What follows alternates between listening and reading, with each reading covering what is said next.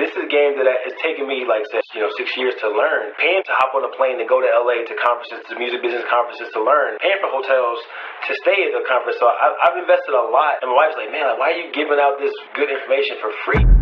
Welcome to the DIY Artist Podcast. I'm your host, Nico Santana. This is brought to you by DistroKid. Get 7% off your yearly membership plan, distrokid.com/VIP/Nico Santana. All right, welcome everybody to the DIY Artist Podcast. My name is Nico Santana.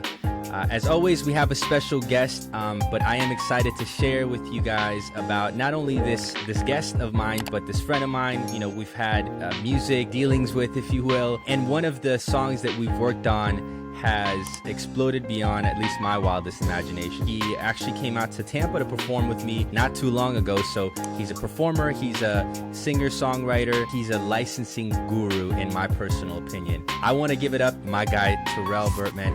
Thank you so much for joining us on the DIY Artist Podcast, Season 1, by the way.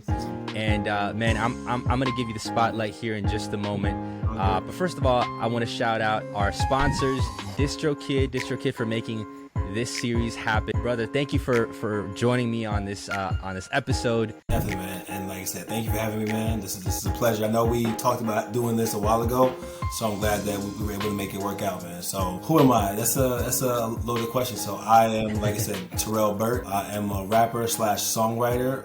Was born in Alabama, Huntsville, Alabama to be exact. Raised in Orlando, Florida. Been here majority of my life. Regular childhood, regular kid. You know, youngest of 3. A single parent household, so that has its struggles as well. I was raised in the church, so I was raised in not necessarily a musical household in the sense that people in my family played instruments or sang, but we definitely enjoyed good music. Kirk Franklin, the Winans, Whitney Houston, all that was around me as a young child. So I just love music, man. My first live concert ever was, I was 6 years old. It was MC Hammer. MC Hammer was headlining his own tour. It was Heavy D and Boys II Men were his opening acts. And so I still remember that like it was yesterday, man. It was crazy, insane live show, insane energy. And I don't think anybody was doing it like Hammer in his prime, man. So yeah, that's who I am, man. I love writing. I love God. Love my wife. Musically, yeah, music is a strong passion of mine, man. You and I had, we built a friendship, but the friendship started because of music and, our mutual friends. I'm passionate about the indie artists. I'm passionate about licensing and helping indie artists to monetize on the music. A lot of artists treat this as a hobby, which I get, but there's so many opportunities and avenues to explore to, earn some, income on the side with licensing. And so I learned about it early in my journey, but didn't really start exploring it until about 6 years ago. And that's a good amount of time, man. 6 years. I think I brought this up before. It's a grind, but it's also a time investment. And I think for us, like at least for myself, man, when I got into this thing, I expected 1 year, 2 max. I would be on and popping. I would be making the amount of money, maybe not super wealthy, but enough to cover my living expenses and maybe help me to kind of just get my footing to be able to make music a full-time thing. So I appreciate the fact that you not only bring the experience of 6+ years doing licensing, but you're also passionate about sharing that with other artists. And by the way, man, I want to give you a huge shout out because you were featured today on Song Trader's platform on their blog. You had an interview with them, which is awesome, man. You shared a little bit about a particular song of yours that got picked up. Share a little bit about that with our audience today. Yeah, definitely, man. So Song Trader is a great platform for any artist. I would encourage any artist to kind of, Google them and see what they're about and if that's a good fit for you. For me, it's a good fit. So the placement, which we have experience in, the placement was a TikTok placement. A song I did with a friend of mine from Toronto. It got licensed via TikTok video for a brand called Tresemme, which is a beauty brand, shampoo and whatnot. And so, the song is written from the viewpoint of beauty, embracing who you are. And so the vocals weren't used, unfortunately, but the lyrics is very encouraging. Like a female empowerment type song. That was a request. It started as a request. from a few years back for an indie film, a documentary to be exact, which is actually on Amazon Prime currently. It's called Not Black Enough. So there was a scene that we wrote that song for that film, and it's been licensed a few other times. The show Claws on TNT, and now on Song Trader. So yeah, just a kind of the same setting. There was an interview that we recorded a few weeks ago, and they aired it. They said they would give me a heads up when it aired or when they posted it, but I got the email and I got a few text messages from you and some other friends like, yo man, I saw the video, like what? And so yeah, licensing is a journey. This will not probably happen overnight. Probably won't be a year or 2 years. Fortunately for me, which I'm not the standard, fortunately about a year into the journey, I had my first placement. But that year into the journey was unique because I had spent maybe 8 years prior writing and practicing and my craft and doing a lot of events, live shows in Tampa, Orlando, throughout the whole state. And so there was like an 8-year precursor of a journey before I got my first placement. If you have the drive and the dedication and the time, which a lot of artists do, and I know life changes and shifts as we get older, get married, and start families and whatnot. So I don't have as much time as I once did, but I still try to find the time, that I do have. But yeah, like a lot of artists do have the perseverance. They just don't have the tools or the guidelines to kind of go about it. That's like I said, that's why I'm here. I think a gift of mine is to kind of help artists kind of understand the business side of licensing and what they are bringing to the table and what they are capable of as far as like copyrights and publishing and PROs, BMI, ASCAP, all that stuff. Like I have a sound understanding of that. I'm not an expert by any means, but I have a good enough understanding to kind of guide someone who's newer on the journey or who wants to get started in the journey. I get DMs all the time, man. I get DMs, emails all the time about like, hey, how do I get started? So I kind of have like a template of an email that because it got exhausting to do it over and over again. So I just kind of composed one generic email to kind of point people in the right direction. And it's kind of like, I can't guarantee that this will get you a placement, but this is the right tools to get you started in the right direction. So if you watch this video, if you watch this interview, and you have me on socials, Terrell Burt 17 on Twitter and Instagram, just shoot me a DM and I'll shoot you that generic email, and it'll definitely be a step in the right direction. Man, I appreciate that so much, man. And I'll definitely link all your socials on here, and it'll definitely be laid out. And I'll actually include the link to the Song Trader interview because I want people to get the full story of how that, that song came about and the journey of getting that placement. Definitely. And you mentioned, a couple things here that I want to extract and kind of just, further expand. One of the things that you mentioned is that the actual song, going back to the licensing, the actual song that you got interviewed for with Song Trader, it was only the instrumental, right? And so I think there's certain expectations that we have as artists, whether it be, hey man, like, I want to be on the song, I want to be in the music video, I want to be a performer or whatever, that you can confine yourself to a certain box, and it becomes more about ego, honestly. I mean, I can speak for myself and maybe not for everybody else that's watching this, but it can become a thing about ego and how I can either inflate it or get validation from people outside of my little circle or whatever. But I think once you start laying this out like an actual business and taking the ego part out, that's when you could see the wide range of opportunities that are out there. Like you mentioned, getting licensing an opportunity, maybe not for the entire song, but perhaps for the instrumental, or even just working on licensing as opposed to being in front of the stage or the camera or whatever. You did that 8 years prior, which prepped you to get that licensing within 1 year. But like you mentioned, man, it was 8 years worth of preparation. And it's funny because I had no idea, man. This is all like live reaction right now, because for me, man, it was the same thing, bro. Like I had just for context, Terrell and myself, we met through a mutual friend, Mpax. Mpax and I met through another mutual friend. His name's Hector Dominguez, who just happened to connect on Instagram, believe it or not. And so it was just kind of like a networking thing. But this happened around 2018, 2019. At that time, I had started music in like 2007, right? Okay. And so this was like almost 10, 11 years into it, where I'm running into all sorts of roadblocks. I'm kind of like, I'm starting a family, like you mentioned. I had my son, came into the picture, I was already married. And, you know, my wife and I there was a dissonance there as far as where I should take the music career, where I thought, you know, one way, she thought another way. And of course, building a family requires a lot of presence, right? All that said, man, by the time that I started talking to MPAX about some of this stuff, it seemed to make sense to go the licensing route and take my personality, my ego out of the equation, and then treat this like, okay, I have a talent. I'm not the most talented guy. I'm not the most talented rapper. I'm not the most talented singer, but I have a talent, and there's some sort of collaboration flow between myself and MPAX. Let's start working. Let's start getting this stuff, you know, happening.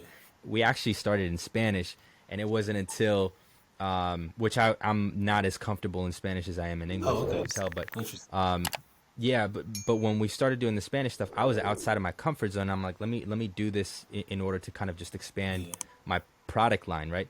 And I had done some Spanish stuff in the past. That's the direction that I wanted to go anyway. So when I got approached by MPAX to do a track with Terrell, man, it was exciting because it was an English track.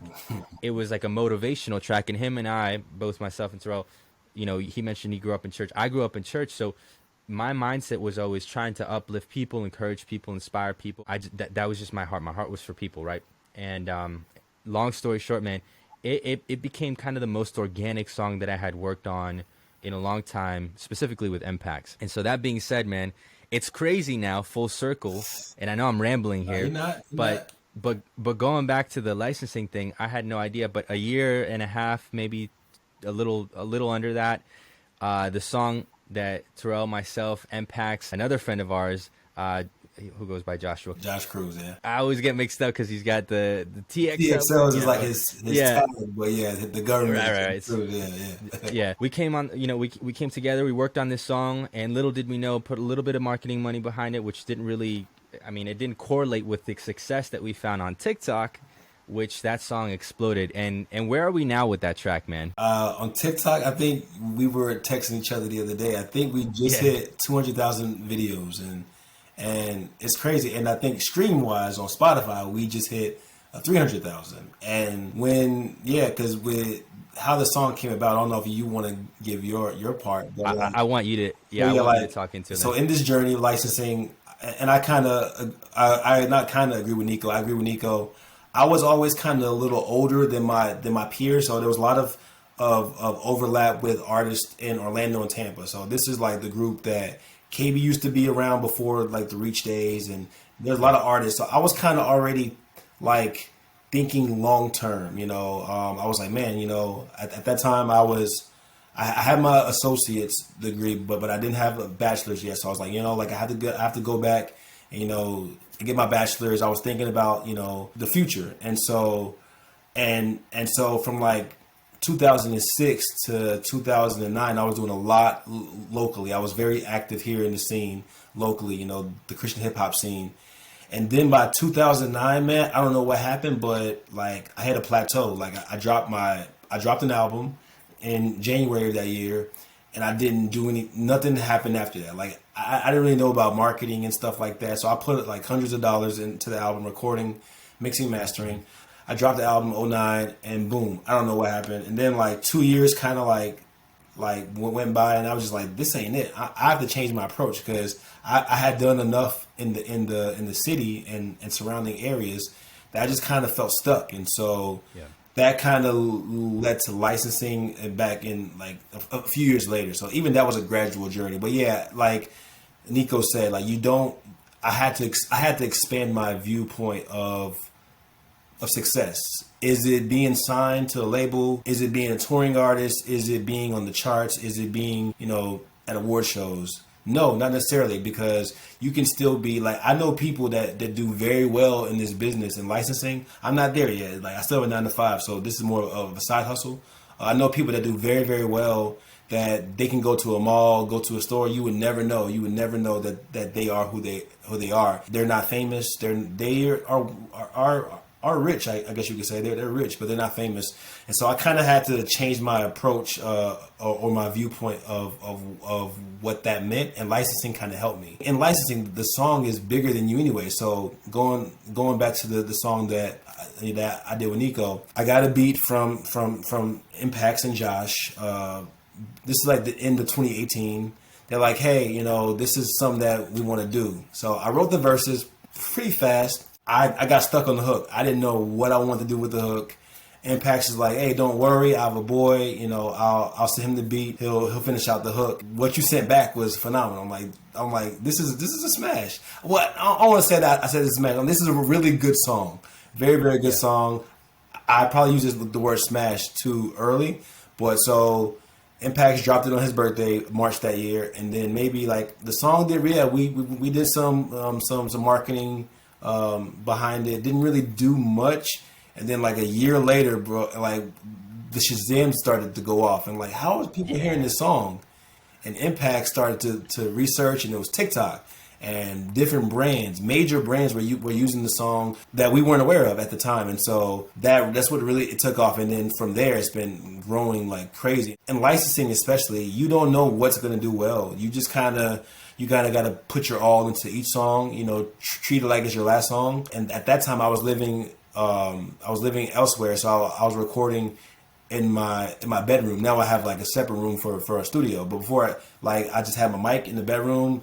I was probably, you know, loud, and the room was not soundproof. This room was not soundproof either, but the room was not soundproof, so I didn't think anything of it. And so it's crazy what God did with that track, because I had no idea. And so once I started to change my mindset of what that meant, you know, people around me, people that had come up with were getting record deals, and people that were around me were going on tours, and it wasn't happening to me, and I felt inadequate. But in a sense, I just had to change my direction. And now when I did change my direction, you know, I started to thrive and started to see some things happening, especially with the song, you know, that you and I have, bro. Like, that song did things that I could never imagine. Like, and it's still growing. I think probably by next year we might hit you know, 1 million streams on Spotify, man. And that's just me, and that's being generous, because it's just growing so fast, man, and it's all organic. This is not bots playing the song. This is real people streaming the song,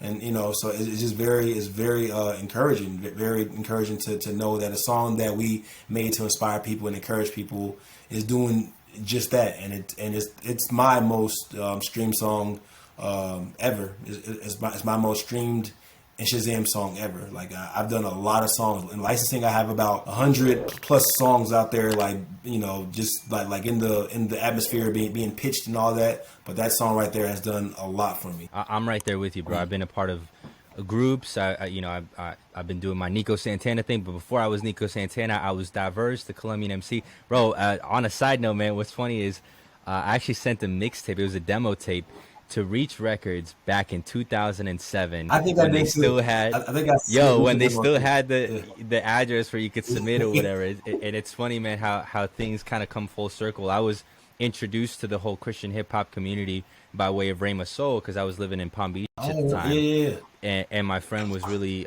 was actually friends with Marty and some of the people there. But yeah, man, it's crazy, and just building that community. I know you mentioned that on Song Trader, but just bringing that on the interview, but just bringing it back to kind of full circle here on this podcast is it's necessary, because obviously there's going to be a comparison game, right? Like, you came up with KB, who's a recording artist, doing phenomenal things, man. You also came up with, and I'm sure you know him, Loso. Yep. Loso was. I remember Loso before he even rapped. Like, Loso started to rap around, like, I think he got influenced by everybody, because like there was the Orlando crew and the Tampa crew. The Tampa crew, okay. And I'm in Tampa, and you're Orlando, okay. And I was kind of the bridge, because I kind of had known both sides. I'm from Orlando, but I kind of met KB and Amin back in like 06, like way before Reach, way before HGA, all that. And so I kind of was a bridge between. So that album that I dropped in 09, I had KB open for me. Isn't that funny? I had KB open for me at my album release party, and that's where he met all my friends and all of our group of friends that started to hang out like heavily back then. So yeah, I came up with Loso. Yeah, Loso wasn't even a rapper back then. Now he's killing it in the battle rap. In the battle rap scene, So and Daraj too. You know Daraj as well. Sounds familiar, man, but I can't say. Yeah, Daraj is a local. He's a nationally known artist, but he resides here. He was under RMG with Derek Minor, but now he's independent. And so I remember Daraj is a man of many trades. So he was taking photos at a show. I didn't even know he was an artist. And he was very low key, very not braggadocious, anything. And then I think at a show he took the mic and he killed it. I'm like, yo, that dude is nasty, and he's doing his thing too. You know, in the licensing realm, and so you know, he and I, you know, chat about that, you know, off and on and stuff. So yeah, man, so I came up with some great people who did some great things, but with comparison, because it wasn't happening for me, because not that I felt entitled, but I was putting in work. But if I'm being honest with myself, the quality of my music wasn't what it was. Like the quality of my music is way better now. Like it's more polished. It's more, it's more pro. Back then it was very, very green, the mixing and mastering was not that. And so, so I can't, in hindsight, I get it now. But back then, you know, I'm young, I'm in my mid 20s, you know, I'm wanting this to happen. And so it just didn't happen for me in that regards. But like I said, after I shifted my focus, because it's like, it was always hard for me to drop projects. So I did like 3 projects as an indie artist. I did an EP, an album, and a mixtape. And those projects were all over the place, because if you know me, I have a lot of influences. I love Sam Cooke, if you see the record. I love Sam Cooke. I love gospel music. I love Kirk Franklin, but also love R&B. I love Lecrae. So my projects were very eclectic, but not in a good way. So what licensing was good, because, you know, for this request, I can make a hip hop song. For this request, I can make a oldie song, which I have made a few oldie songs that kind of have that Sam Cooke feel. I made R&B songs. I've because I'm not really a vocalist. I can rap, but as far as singing, I try to work with people who do that a lot better than me. And so with licensing was like that avenue that I needed, because I felt like, man, like I'm all over the place as an artist. Like I love crunk music, but I love gospel music. I love, you know, soul music. So now I'm able to really fully express all that. Whereas before, because I was kind of discouraged that it wasn't happening for me, but it was a blessing in disguise, because I don't think I would have been able to explore that side of me and all my influences with a label or doing it in the way that had a good sound to it back then. So I'm glad that it worked out the way, you know, that it did. So and now that you're mentioning it, man, it sounds like, so for, you know, just kind of having that flow of thought right now, just it sounds like for an artist who has a difficult time kind of pinning down their sound, that licensing seems to provide an opportunity where you can explore many different ranges. You can explore your voice. You can obviously you want to be doing it professionally, but it kind of like I'm the same way as you, man, because I grew up on salsa, merengue. I grew up on Spanish. I grew up on Spanish rock, and then when I came to the United States, and even back in Colombia, my pops, he had a Boyz II Men CD in Spanish, right? So I grew up kind of like listening to some 80s stuff, some R&B, and then coming to the States, like it was hip hop heavy.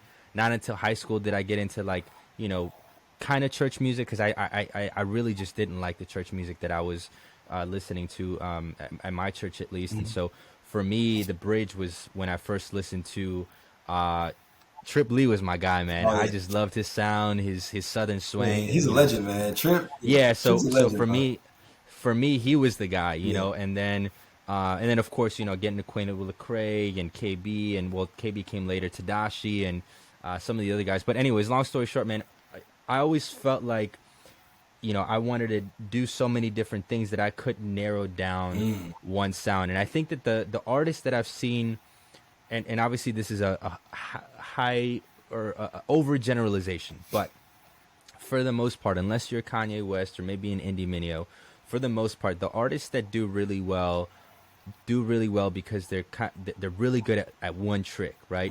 And Drake said this about Rick Ross, and he mentioned that I go to Rick Ross because I know what to expect, and he'll deliver the way that I expect it, right? And so to your point, man, I think that that's one of the things that if you're self-aware enough to realize as an artist where you can land. If you want to explore a little bit more, cool. Just know that you might alienate, certain fans or a label or whatever, unless you're one of the lucky few. Maybe licensing is for you. And that's something that you can explore. And I'm glad you mentioned, man, that you have some resources. I'd love for you to get like an ebook or like I don't want to put you on the course game, but like a course game or something where you can kind of monetize that, but also give people a little bit of a barrier to entry, because this is knowledge that I buy books on music business, like and it helps me kind of put that little investment in there, so I know that hey, I have to read this now. This is valuable information. What you have to offer is valuable information. Obviously, you're giving a lot of gems here on this podcast, but I think it's worth sharing, to a select audience as well. Of course. Pivoting the conversation a little bit, man. So you mentioned, okay, you were in Orlando. You did the independent artist thing for some time, and a lot of your peers went on to do great things. They're still doing great things, of course, but they've transitioned into independent artists now. KB is an independent artist. You're right. I mean, as far as I know, Loso has for the most part been an independent artist, but he's in the battle. Like he had a deal, but I think it was like on an indie label, but but now he's just straight independent. So he's been doing his thing, and Daraj is independent as well too. So everybody's now independent. So.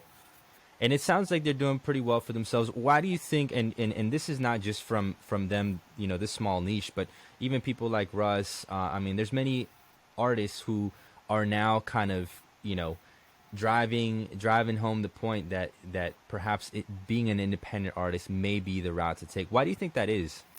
Man, I think that's a great question, man, because I think for so long the narrative, especially when I was coming up, I'm in my mid-30s, so when I was coming up, to get on was meant to get signed. And so I think as time has gone on, as technology has advanced, like, you don't need a label anymore. Like, granted, I know there's still a benefit or certain benefits to being signed to a label as far as like marketing and all the dollars that they put behind you. But like nowadays with the internet, bro, like with the internet and with the so many tools, because even when I first heard about licensing in probably 06, 07, like the internet information wasn't as accessible as it is now. And so I had to search far and wide, and I still didn't find everything that I wanted to.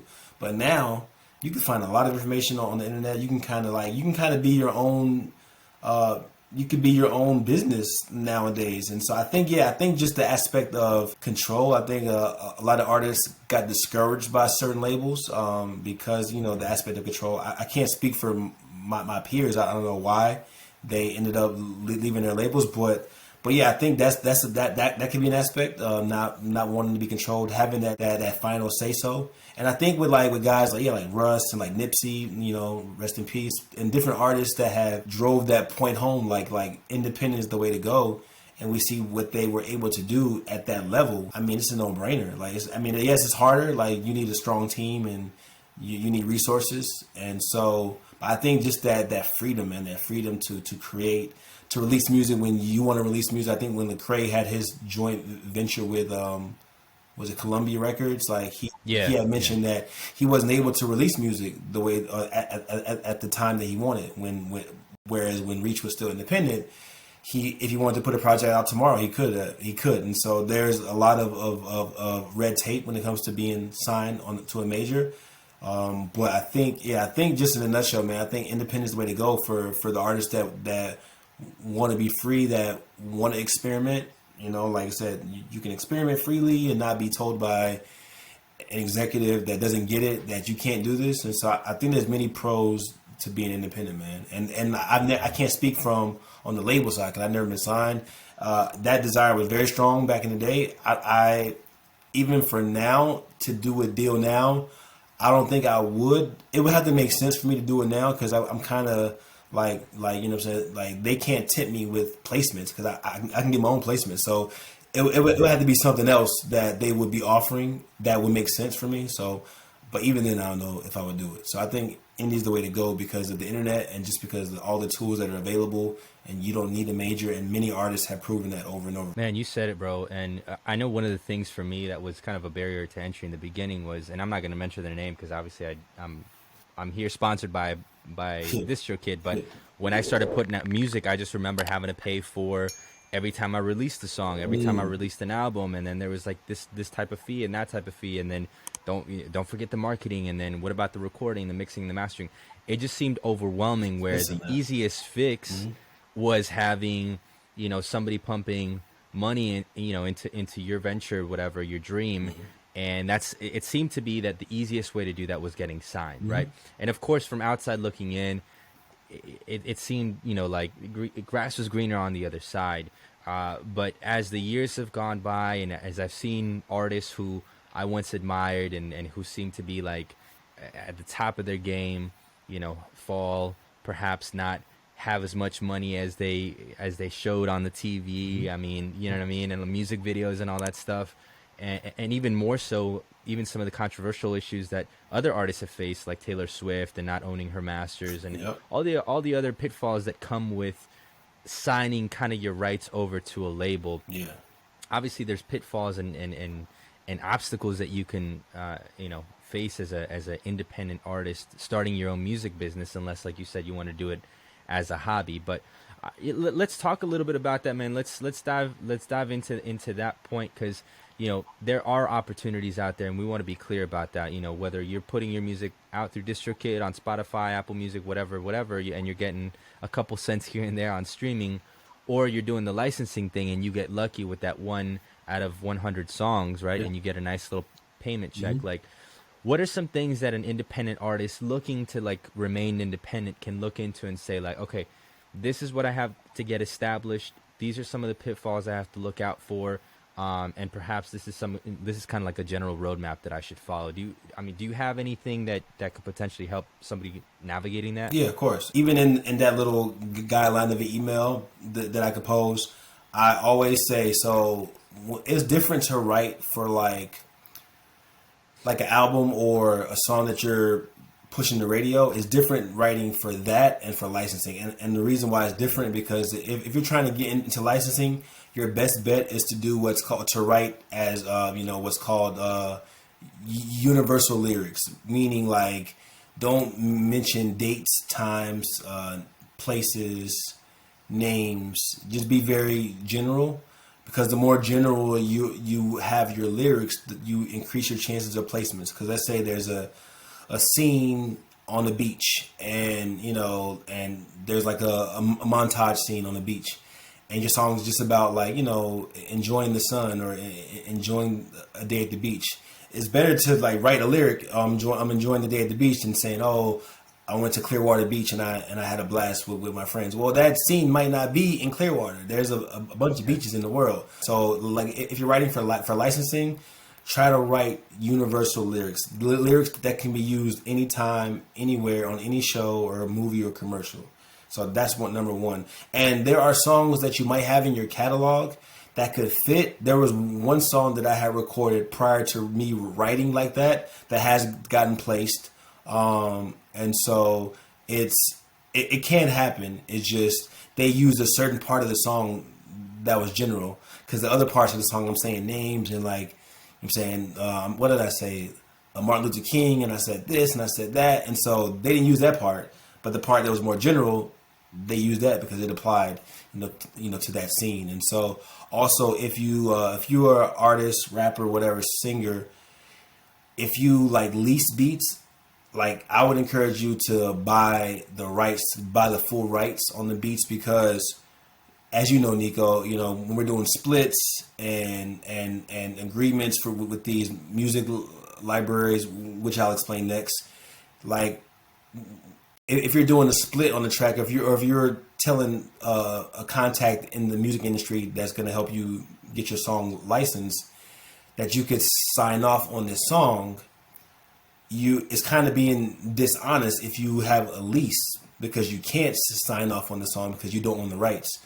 So yes, it can get very expensive to buy exclusive rights to beats. I think it can go anywhere from a few $100s to a few thousand, from what I hear. It's been a while since I bought beats, because I have more partnerships with people where I'm not really paying for beats. They probably will get upset for me saying this, but definitely buy exclusive rights if you don't have a producer in your camp who will be like, hey, I won't charge you. Let's just keep making music and see what gets placed. I think that's probably the best approach for you both, because you save money. He can also get his music placed and monetized on things. So what did I say? So Universal Lyrics, buy your rights to your beats, because you can't sign off on a placement or sign off on to a publisher or library if you don't own the rights to the beats. And so you'll hear the term publisher and music library a lot when talking about licensing, but those terms are really much interchangeable. Like a publisher or a music library is a company that pitches your music on your behalf. So you can approach different people in the business, directors and music supervisors. The music supervisors are the key. Like if you watch a movie and the credits roll, the music supervisor is one that chooses the music to place. And so if you go on, let's say LinkedIn or IMDb, you can find email addresses to music supervisors in the industry. Now, it's a gamble because they might not always write back, or your thing might end up in their spam folder or whatever. So it's a gamble. Whereas me, I take the music library route mainly, but there are 3 that I'm thinking about now, maybe 2 or 3 that I'm thinking about that no red tape. Any artist can go on and submit music to them. They have very high bars. If you invest on anything, invest in a good engineer. Like have your mixes super top quality, because these people are hearing music all day, and the one that isn't good, the one that isn't mixed that well, won't stand out amongst a group of 100, because these supervisors are literally going through hundreds of songs a day. And if yours doesn't make the cut, if yours is not on the same level as a major artist, who they license the major artist songs just as much as the indie artist, but it might not be in that same boat because your mix is not there. And so those 3 things are very important. I think they're practical.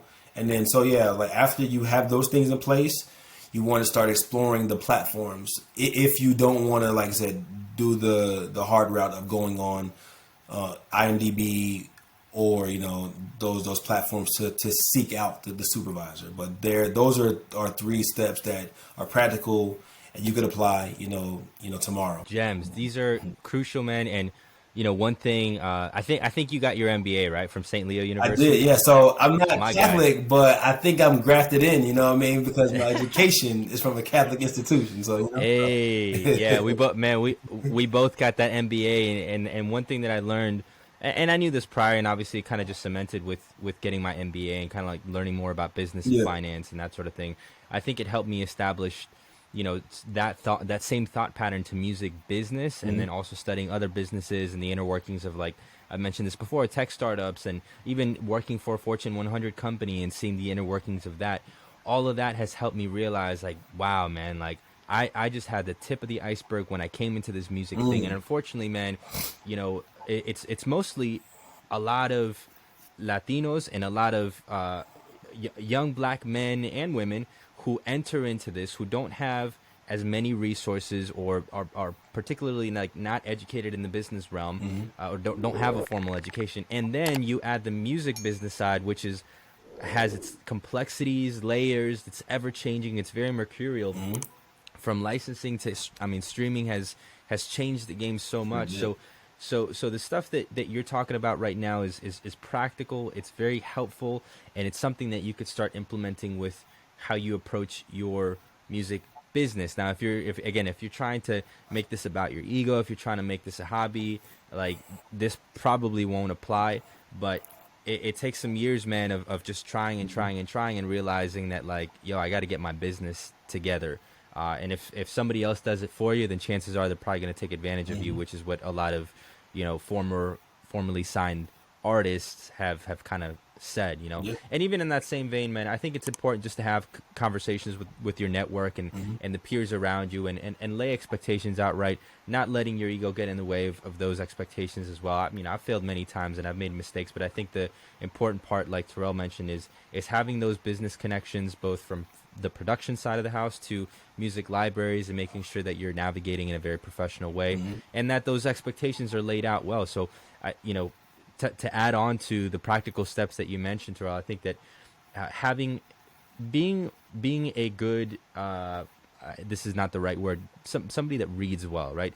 Read through contracts, learn to understand the legal language, look up definitions. If you don't know the answer to something, ask somebody, you know what I mean? Like, tap into your network, and maybe you'll have to put a little bit more of an investment into some legal advice as well, man. Like, I wouldn't shy away from that, especially if you're trying to make it a business. Just because it's a low barrier to entry doesn't not necessarily mean that you're not going to spend money, not just on equipment or whatever it is, but you mentioned a couple hundred, $1,000 for exclusive rights. Okay, what about legal fees? What about accounting fees once you start making that money, right? What about, your copyrights and this and that and the third? So it's stuff to think about. It can be overwhelming, but the biggest thing is as far as I've seen, and I'm nowhere near as successful as this man is with licensing, is just taking it a day at a time, man. And you might have to take a step back. I know I did.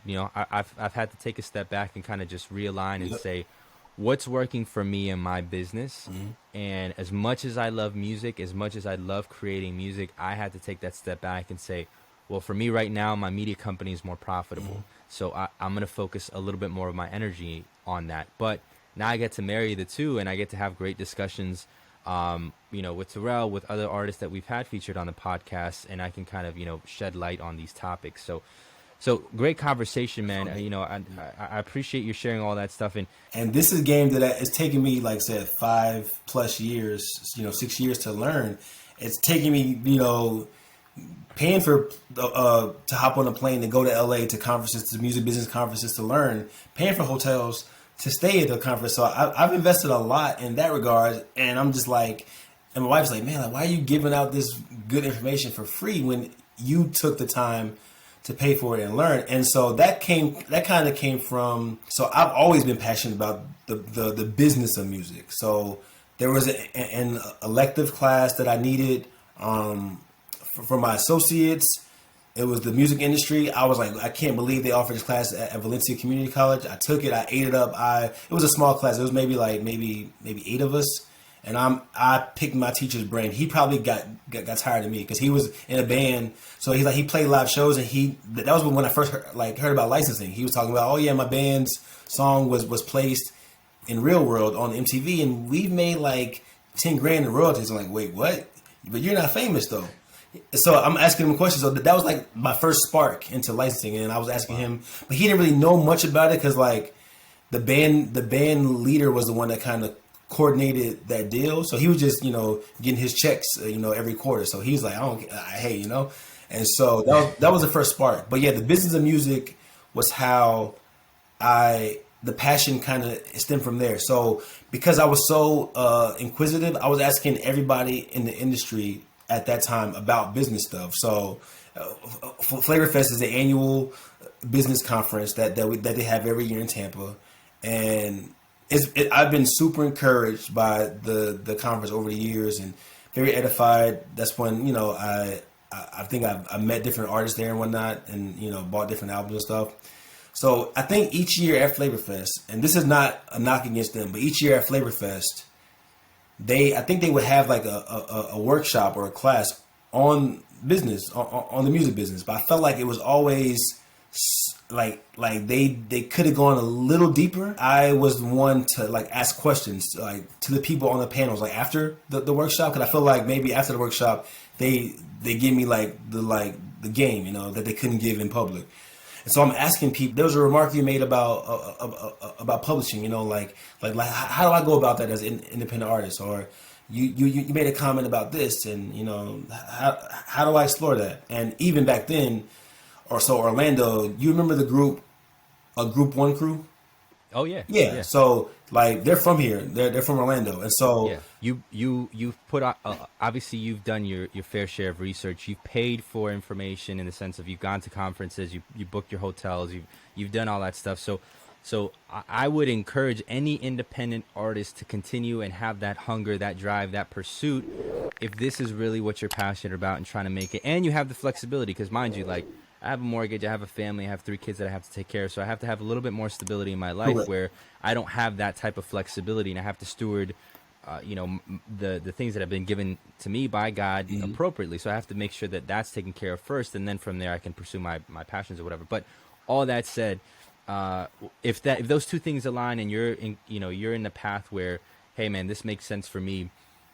I love his ambition because he shows that the determination, even when you weren't getting those straight answers, your determination was there to continue searching and continue seeking, and the hunger and the drive was there, and it's been paying off, and I can guarantee you it'll continue to pay off, just given your track record already. But that said, I think this is an opportunity, and even just having this conversation, via podcast can help an independent artist also say, well, look, I got one stream of revenue here where I'm making money through my Spotify or through my Apple Music or my DistroKid. That's one stream of revenue. I got another stream of revenue where I've set up my licensing. I got all my stuff taken care of, whatever. Okay, good. I have a third stream of income where now I'm coaching, I'm mentoring, we use this term in church. I'm discipling other people, but obviously in the business side of the house, right? Yeah, exactly. And so we're pouring into other artists, but there's got to be a give and take in the business world. Of course, we know that it doesn't necessarily always apply to every single relationship, but in the business world, you apply that. So I want to serve people, like the music industry, even on the Christian side, or people that are Christian in the industry. It could be cutthroat because a lot of people, I think from what I observed in my time in Christian hip hop, or from as a fan or whatever observer, like a lot of people don't share information because they think that you're going to take their spot. And so what I've learned in licensing, like there's 1,000 spots. Like we could all have a spot. Like I have friends who are killing it in Toronto and different states, and we have different lanes, different sounds, because there's different needs of different types of music. And so I've never felt threatened by anybody. Like I've never felt like, like I can't give him the information because he'll surpass me. And I've given people information and they have gone to do crazy things. Like they make more than me, honestly, because they just, God has opened that door, for them to do very, very well in that area. And so, yeah, and I think that's a validation of the information that you have obviously works. The stuff that you're on obviously works. And I watched a video a while back. It was actually one of my other producer friends who I'm going to have on the podcast soon. His name's Ivan Calderon. He's a independent producer. I mean, full time, right? Oh, no. And he mentioned that the concept of luck, or what we would call blessing, or kind of just God's hand, right? And so we do our part, and sometimes, especially if we see success, we overestimate how much of a hand we had in that success being played out, without taking into consideration even small factors like I was born in North America or South America. I had, these parents that raised me in this way, blah, blah, blah. So for all these things to happen, right, and there's just a mountain full of things to happen and to align, a lot of them are outside of our control. And so I think that, sometimes we get discouraged when we see that, hey, I'm applying the same things like you and I. We put out mixtapes. Lil Wayne put out mixtapes. How come he has success and we don't? Okay, I'm doing the licensing thing. I've done 100 songs with Impact, so you've done 100 songs with somebody else. How come they're on and I'm not? You know what I mean? Yeah. And sometimes it's just right place, right time. Yeah. Your sound fits the market. You've done your due diligence, perhaps, or maybe you haven't. And kind of like some of the artists that you pointed out, they didn't really know how their music landed on that TV show or that TV show. Maybe it was just happenstance, and they were just at the right place at the right time, or they knew somebody that knew more than them. But if you come equipped, and I think you can increase your probability of striking gold, and also kind of refining your niche. And like you said, man, there's plentiful, and it goes to show that there's money to be made in many ways. And I think that that's when I get a little frustrated when artists or producers or anybody for that matter starts to nitpick at the dollar amounts, starts to get greedy, or starts to pull back and say, no, I'm only offering you this now or this and that. I think if we are generous, like you said, bro, like with our time, I think God, not or in our treasure or whatever it is, I think God will bless that, number one. But number two, now you've put yourself in a position where, hands down, you're always going to be the quote unquote good guy. And so when people come to you, like, they know that they could trust you for advice. And maybe the opportunity is there for us to, this is why I created the DIY podcast, right? To have these conversations live, to have these, this dialogue, this exchange between two artists where we're kind of hashing out some of the details and not just, like an open format, right? To have this stuff be put out in the open publicly. In fact, I actually invest money into getting this stuff in front of people. Like, I run marketing campaigns just to get this stuff in front of people. So I'm essentially losing money. Of course, DistroKid has been kind to sponsor this, so there's obviously a benefit in there for me, but I'm putting more money into it so that I can get more people out, exposed to this information that I didn't know and I wish I would have known when I first started. But I think the opportunity for you, bro, and maybe this is an opportunity for every other artist, is just to see what you're passionate about, what you're really good at, and then see how you can monetize that, even just a little bit, 1%. The tech world is really good about this. Help 1 billion people become a billionaire, right? That means you're only charging $1 per person. And I think that the tech industry obviously has been disruptive and innovative because they think in terms of surplus, bountiful, there's opportunity. There's kind of like an optimistic feel. And of course, we have to be realists as well, right?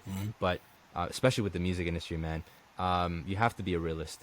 But there is opportunity. Don't get so stuck on your own thing and hoard it all to yourself. So, man, I wanna be mindful and respectful of your time, bro. And not only that, but I also want to have you come on for season 2.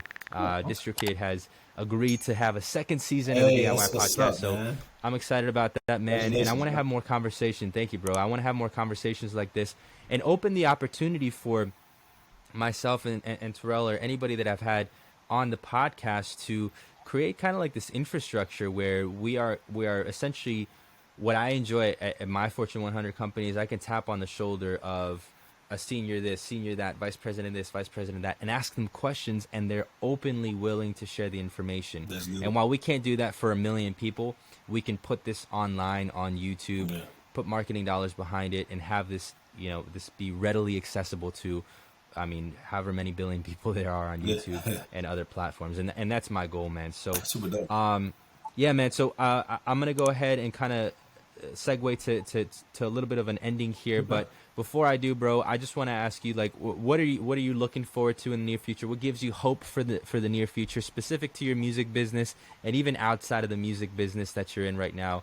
What gives you hope for tomorrow? Oh, man, that's a loaded question. So that's a great question. Yeah. So I don't want to sound like cliche, but we know the last year and a half, 2 years with COVID has been crazy, and even, different things that have occurred in the media.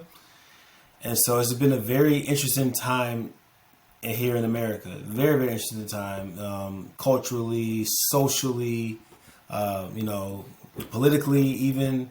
And so honestly, God and his wisdom is my only hope, man. Cause it's like, I feel like, even let's go back, to January last year, like we didn't foresee COVID doing this. Like, we knew that there was something happening, and but we didn't know it was going to do this. So it's like the future is so uncertain, man. Like, what do you invest in? Do you invest in this, or like, because this might go up in value, this might go down. So there's a lot of anxiety that surrounds the future and worry.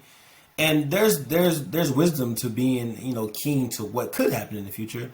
But I feel like where we are now as a culture and society, there's a lot of fear-based stuff going on, and so God's my only hope, man. Like, I try to really keep him at the center of all that I do. I don't do it well, I'm a fallen man. I'm not perfect, but I try to keep him at the center of everything, because I feel like he's the only stable.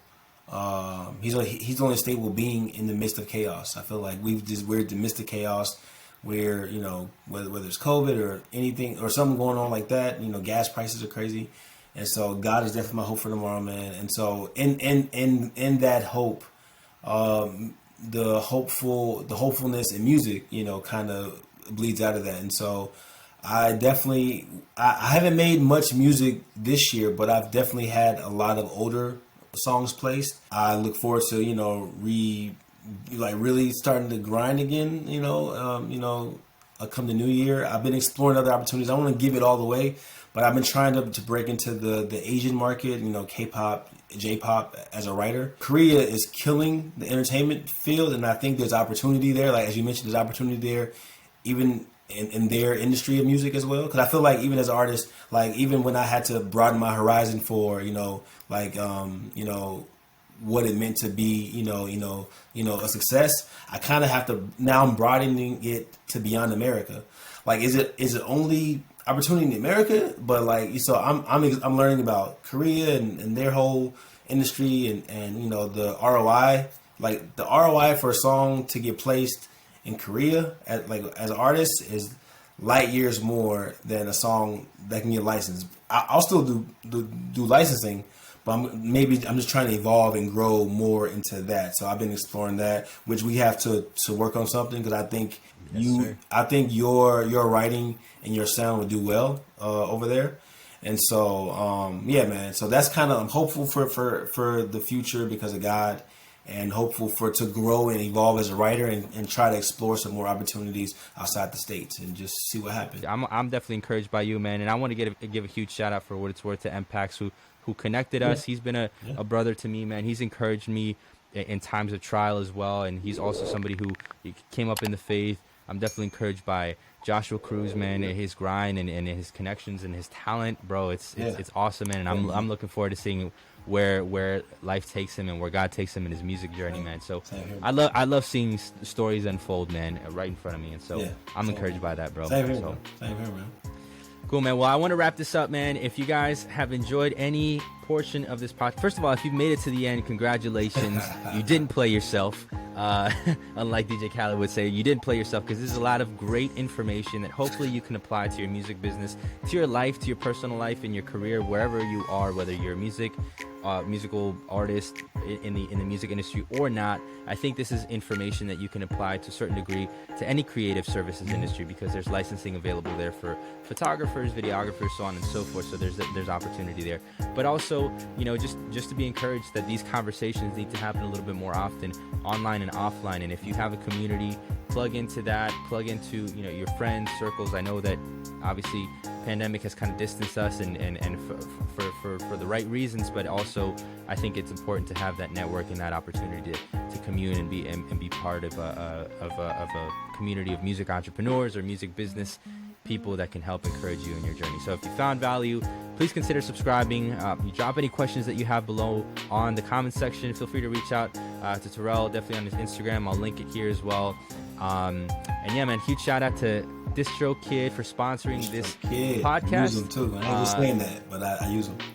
Yes. And of course, you know, feel free to follow me and us on Instagram, nicosantana.co. And again, of course, I'll link all the information below. But that's it for now, you guys. Thank you so much. Until next episode, Terrell, my brother, thank you for joining me on this episode. Let's get it, man. Thank y'all for watching.